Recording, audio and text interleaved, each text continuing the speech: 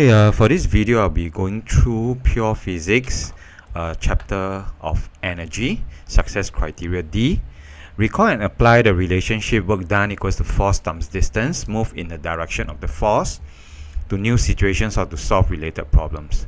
So take note for physics, work is done only when an object moves under the influence of a force. So what's the definition of work done? You need to memorize.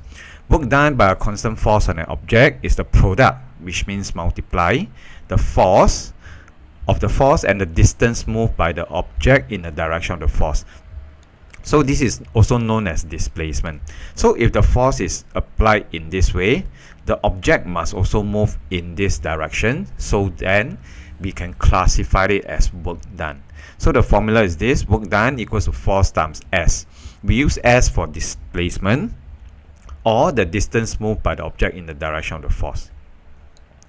Okay, so work done also has the same unit of joules as energy. And this is again a SI unit formula. So everything needs to be in SI unit. That means I will usually give the distance moved in cm. Note there is no work done if a force is applied and an object does not move. Okay, so there must be movement in the direction of the force. Now both work done and energy have the same unit, which is the joules, as work done is equals to energy transferred. Now 1 joule is the work done by a force of 1 Newton, which moves an object through a distance of 1 meter. Newton is in SI unit, meter is in SI unit for distance. Okay, let's look at D1. A student lifts a box weighing 50 Newton through a vertical height of 1.1 meters. So this is the weight of the box, and maybe I put it as F because I will need to apply this force. And then the distance is 1.1 meters, so it's in SI unit. He then walks horizontally for 2 meters at a constant speed while holding the box. That means they are asking what is the work done by the student on the box. Okay, on the box. So firstly, he lifts the box up. So he applied a force of 50 Newton, okay, through a vertical height of 1.1 meters. So the work done is actually the force multiplied by the distance moved in the direction of the force, which is 50 Newton multiplied by 1.1 meters. So we'll get 55 joules. Then he goes on to move a distance of 2 meters. But when he is carrying the box, the force that he's applying on the box is still vertically upwards, but he's moving the box to the right. So there is actually no more distance moved in the direction of the force, right? Yeah, so there is no work done for this part of 2 meters. So please take note. Okay, we look at another question. D2, a box of 4 kg. So this is the mass. It is pushed by a force of 20 Newton. So this is the pushing force on a smooth surface. That means there is no friction. So as we are reading the question, we need to unpack all this. So it actually moves a distance of 3 meters. So this is the D, and it is the distance moved in the direction of the force. So calculate the work done by the 20 Newton force. So we apply the formula. Work done equals to force times displacement, or distance moved in the direction of the force. Force is 20 multiplied by 3, we have 60 joules. Okay, so what's the energy in the kinetic store of the box at B? So over at B, so this is the amount of work done, right? That is, or the energy that is being transferred to the box. Okay, so the energy in the kinetic store will be 60 joules. Now calculate the speed of the box at B. So we use the formula of KE, half mv square. So 60 equals to half multiplied by mass of 4 v square. Therefore v will be equals to square root 30. Okay, so you just do your calculation and leave your answer in meter per second. Okay, now the box was pushed on a rough surface after B. So things have changed in part B. Rough surface, that means there's going to be friction. Okay, the frictional force is a constant force of 20 Newton. So the box was pushed for further 3 meters on a rough surface. So the friction force is 20 Newton, and this is also 20 Newton, the pushing force. That means there is now F net equals to 0 on box. Okay, so what's the work done on friction by the 20 Newton force? It will then be the force multiplied by the distance moved. So this is the work done on friction, okay, to overcome friction. Now state the change in the energy in the kinetic store. So it will still be 60 joules. Okay, why? Because before that, at part 3, the speed at B, the speed was square root 30, right? But after that, there comes friction come in, and therefore there is no F net. That means the acceleration on the box is 0, right? So he will continue moving with square root 30 meter per second, right? So the change in energy in the kinetic store will be, sorry, not 60 joules, will be 0 joules. Okay, the change. There won't be any change. KE, or energy in the kinetic store, remains at 60 joules. Okay, because it will still be moving with a speed of square root 30. Now state the speed of the box at C. It will be the same as this. Okay, because now because of the friction of 20 Newton, the work done by the force in the later part, it is used to overcome friction. So there will be energy being transferred to the internal store of the box and the surrounding or the rough floor, and there will be no energy transferred to the kinetic store of the box. Therefore, the speed of the box will remain at 30 square root 30 meter per second. Okay, look at D3, a small object of mass 2 kg. So we take note of the M, that this is mass. Moves along a track as shown in the figure below. The speed of the object at point A and B are 4 meter per second and 1 meter per second respectively. So I will just put VA equals to 4 meter per second, VB equals to 1 meter per second. And we know that as long as there is velocity, they will have energy in the kinetic store. Okay, so I can use this to calculate the energy in the kinetic store at A and B respectively. Okay, I'll save it for later. The length of the track AB is 2.5 meters. So this is 2.5 meters. Okay, it's curved, but we just take it that from A to B, the length of the track is 2.5 meters, not the horizontal length. Now they want us to calculate the energy in the gravitational potential store of the object at A. So at A, it has a height of 1 meters. Therefore, energy in the gravitational potential store, we can use mgh. Mass is 2, g is 10, 1, so we have 20 joules. Okay, and the energy in the kinetic store, so ek equals to half mv square. Mass is 2, V is 4 square, don't forget the square, so it's 16 joules. So the total energy in both kinetic and gravitational potential store will be 20 plus 16 equals to 36 joules. Okay, now calculate energy in a gravitational potential store at B. So EPB equals to mgh again, 2, 10, 1.4. So it is 28 joules. However, the energy in a kinetic store at B will be half mv, which is 1 square, so it is 1 joule. So the total energy at B will be 29 joules. Okay, because these two add up together. Now calculate the difference in energy store. So the larger value is 36 joules. So EA subtract EB equals to 36 minus 29. So equals to 7 joules. Okay. Now what's the average frictional force? Now we can use back this work equals to force times distance moved in the direction of the force, because now we are talking about the frictional force. And this is the average, because not every part of the frictional force on the track will be the same. Okay, but we know that overall the amount of energy that is used to overcome frictional force is 7 joules. So I substitute this. This is for the frictional force, multiply a distance of 2.5 Therefore, FF will be equals to 7 divided by 2.5 equals to 2.8 newtons. Okay, so that is success criteria D. Now we go to success criteria E. Recall and apply the relationship power equals to energy transfer over time taken to new situations or to solve related problems. Now power is defined as the work done per unit time or energy transferred per unit time. So this is the definition that you need to memorize.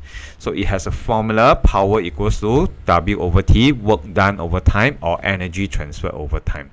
So again, this is a SI unit formula. In fact, for this chapter, everything is in SI unit.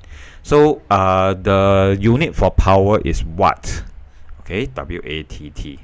So watt is the unit for power. Okay, let's try. A student of mass 45 kg M runs up a flight of steps. If there's a total of 10 steps, calculate his power if it takes 5 seconds, so T equals to 5, to run up the flight of steps at constant speed. Okay, so this is a little bit like the previous question whereby the student was lifting a book, right? So in order to move himself up, we have the mass. We can then calculate his weight. W equals to mg, so equals to 45 multiplied by 10. So his weight is actually 450 newton. So he needs to apply a force of 450 newton vertically upwards in order to go up the steps.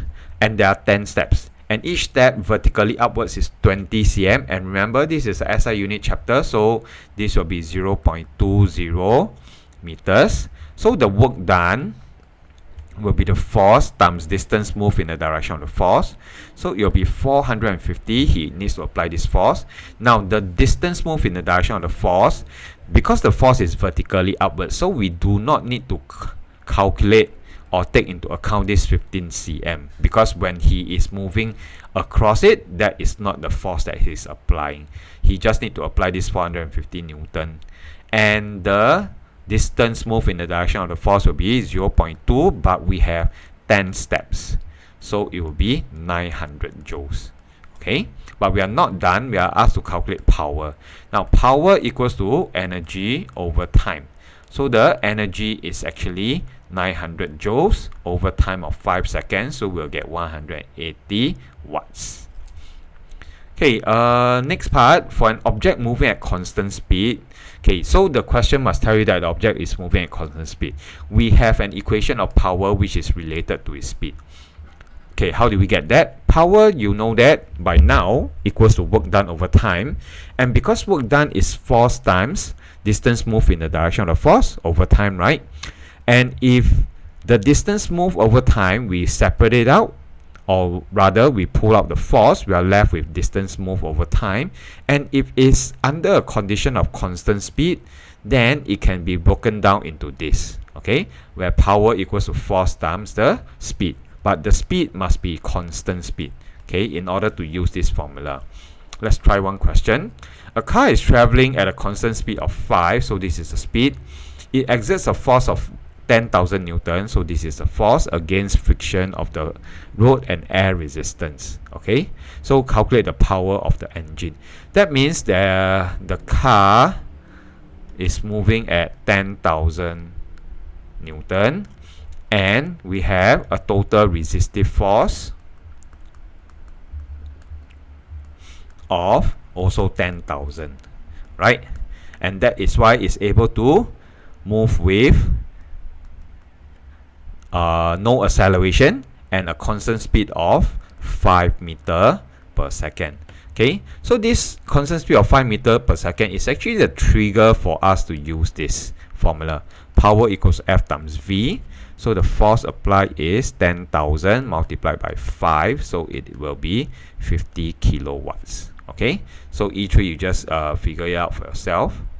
Okay, for F, is actually calculate the efficiency. We are talking about efficiency of an energy transfer using the formula efficiency equals to useful energy output over total energy input. Okay, so in an ideal machine, total energy output is equal to its total energy input. Okay, but in reality, the useful energy output of a machine is always less than the energy input. Okay, so if we apply the principle of conservation of energy, the total energy input equals to useful energy output plus the non-useful energy. Okay, so we can then use this to calculate efficiency. Useful energy output over total energy input multiplied by 100%. So let's look at F1. Following shows electrical power used by a modern lamp. This is the input power, 60 watts. So I put P input. Out of these 60 watts, 48 watts of power wasted in heating surrounding. So to be more exact, it is being transferred to internal store of surrounding by heating. Okay, so this is the pathway. The heating part is the pathway. But we don't really use a lamp to heat up things, right? We use a lamp more to look at things. So this is the 12 watts of useful power output as light. Okay, but it's transferred by waves, right? By propagation of wave. You cannot say that there's light energy. Okay, it's no longer allowed. So light is actually a wave. It carries the energy. So this 12 watts or 12 joules per second of energy is actually being transferred by the propagation of light waves. Okay, so they want us to calculate efficiency. Now efficiency, the formula equals to useful energy output, which is 12 over total multiplied by 100. So I get 20%. Okay, so the rest will be used to transfer to the internal store of the surrounding by heating. Not really what we want for a lamp. Okay, then you may just want to read through G yourself. Okay, talk about the use of non-renewable energy. So you must be able to give some examples like fossil fuel. You need to know their advantages, their disadvantages. Singapore is developing or maybe developing nuclear fuel. Okay, because we are really running out of fossil fuels. Okay, and they also contribute to global warming. So for nuclear fuel, there is a chance of radioactive and risk of accidents from pollution. So we also have biofuel, okay, which are the ethanol, biodiesel, and biogas derived from biomass. Okay, it comes from living materials such as corn and animal manure. Okay, so you can read through the advantages and disadvantages. So we have wind, tides, hydropower, geothermal reservoir, and solar power. So maybe if you take geography, it will be an advantage. Now the following are 8 different energy resources. How many of these are renewable? So I would say geothermal, solar, waves, wind, and hydropower. Okay, so the rest, oil, coal, and natural gas, they are non-renewable. Then state 2 renewable resources, you can plug it from here. It's a separate question. Now coal-fired power stations causes pollution, but they are still commonly used. State an advantage. So advantage, why are they still commonly used? Because they are cheap and readily available. Okay, you can refer to the notes up there. Okay, next, a coal-fired power station generates more energy than required. Then the excess energy is used to pump water up to a mountain lake. So when there's a high demand, the water is allowed to flow down and go through the turbines to generate electricity. So on one occasion, 2.05 times 10 to the power 8 kg, so this is the mass of water, is pumped up through a vertical height of 500 meters. So this is the H. Gravitational field strength, this is the G. Okay, now calculate the energy increase in gravitational potential store. Simple, EP equals to mgh. So 2.05 times 10 to the power of 8 multiplied by height of 500 and G of 10 Newton per kg. So always check that everything is in SI unit. So you'll get a certain answer, joules. So the energy transferred by the electric current to pump the water up to the mountain lake is this amount. So in order to pump this water up, I need this amount of energy, 1.2 times 10 to the power of joules, times 10 to the power of 12 joules, and only this amount of electricity is generated when the water is released. So they want us to calculate the efficiency.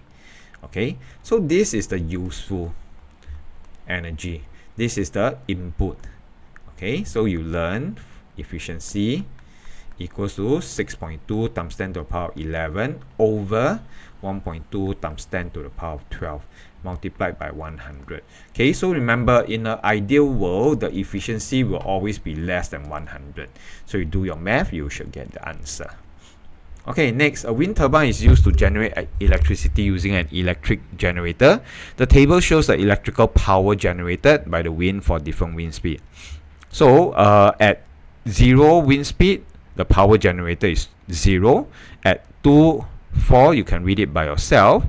Okay, so at 14 and 18 is already reaching the max. Now, the wind blows at a velocity of 5 meters per second at right angles. Now, the mass of air passing through the turbine per second is 150 kg. So this, I can call it mass per second of air.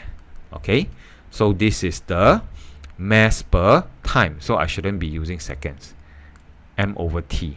Okay, calculate the kinetic store of the air blown through the turbine per second. So I can actually use the half mv square kinetic energy, so equals to half, the mass is 150, the velocity is 5 meters per second. So I do this, so I get 1875 joules. Correct to 3SF will be 1880 joules. Okay, so this is the kinetic store of the air blown through. Now, from the data given in the table, estimate the lowest wind speed needed to generate power. So the lowest wind speed is actually 4 km per hour. Okay, so some students may ask, why not 3? Because the data not given. So I can only from using the data given in the table. All right. Now, what's the maximum power generated by the wind? Maximum power, this is simple, is 1160 watts. Now, state 2 advantages and disadvantage of using a wind generator as a source. So advantages is that it will not cause pollution. Okay, it will be it is renewable. How about the disadvantage? I will need to clear large plots of land, right? Which maybe in Singapore it is not feasible because we have a small island. We are just a small island, and then it may not always be windy all the time, so may not be reliable. It may not be so reliable. Okay, so use this is part E. Part D. Now E, using our answers in A, calculate the efficiency of the turbine. So it is 1880 joules, right? But the maximum energy per second is 1160. Okay, but wait, we are talking about this happening at a velocity of 5 meters per second. Okay, and 5 meters per second, how much is it in km per hour? So 5 times 3600 over 1000 is what we do to convert meter per second to km per hour. So let me do my math. 5 times, it's actually 18 km per hour. Okay, so it tallies to this 1160. So you must first make sure that this 5 meters per second, because it is from part A, is the trick here is that they don't give us the speed at km per hour because they want you to calculate the energy in the kinetic store in SI unit, right? So they give you in meter per second, but you should also check that this 5 meters per second tallies to the values that's given in the table, and it happens to be 18 km per hour. So if it's at 18 km per hour, the useful energy generated per second is 1160 as seen from the table, but the energy from the moving air is 1880. That is the input. So 1160 divided by 1880 multiplied by 100% will be 61.7%. Okay. So please look through the mind map by yourself and make sure that you are able to understand each part of it.